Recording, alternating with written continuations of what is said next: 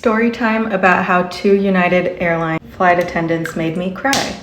So if you've been following my page, you know I had a double mastectomy back in January of this year. I always travel with a carry-on suitcase, didn't think anything of it. And when I got to security and threw my bag on to the belt, I realized I made a dangerous mistake because I was feeling shocks all throughout my chest. I literally wanted to scream because it was so painful. I was like, I should not have done that. I forgot I was only supposed to lift like 10 pounds at that point. I learned my lesson and I started brainstorming like, what am I gonna do when I get to the plane, because there's no way I can lift my carry-on into the overhead storage. I'm walking to the gate and I'm like, no big deal. I'm gonna find somebody that can help me put it up. For some reason, I was just feeling a lot of anxiety about it. They start doing pre-boarding and ask military to come up, and then I remembered they'll also allow pre-boarding for people that need assistance.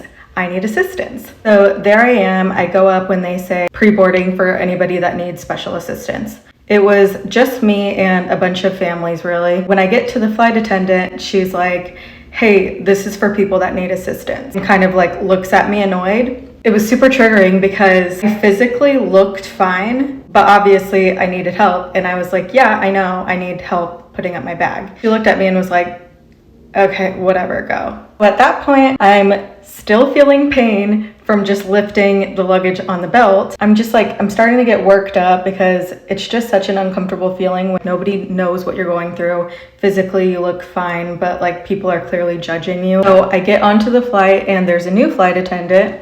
I look on the plane. There are some families in the back of the plane. I'm seated in the middle of the plane and nobody's there yet. So I told the flight attendant, hi, could you please help me put my luggage in the overhead bin? She, again, similar to the other woman, looks me up and down and is like, ma'am, this is really for people that need help. And I was like, yeah, I had a surgery. I do need help with my bag. Thinking back, like, I wonder if I should have just said I had a double mastectomy. But honestly, the reaction to that is always so shocking. And I just didn't want to deal with that because I already am having a pity party for myself. I don't really want a pity party from other people. So she asked which seat I was in. And I told her, I think it was like 15D. She was like, okay, somebody will come help you, but still being rude. So I'm standing in the middle waiting to be helped. She's in the front doing nothing. There's no other flight attendant to be seen. So I'm just standing there. I was feeling so vulnerable. Like I was second guessing myself. Like I was like, should I just try to put it up there? I was just feeling super emotional, trying to keep it together, trying not to cry. Eventually, regular boarding gets on the plane. A man who's like rushing by, I stopped him and I'm like, sir, can you please help me put up my bag? And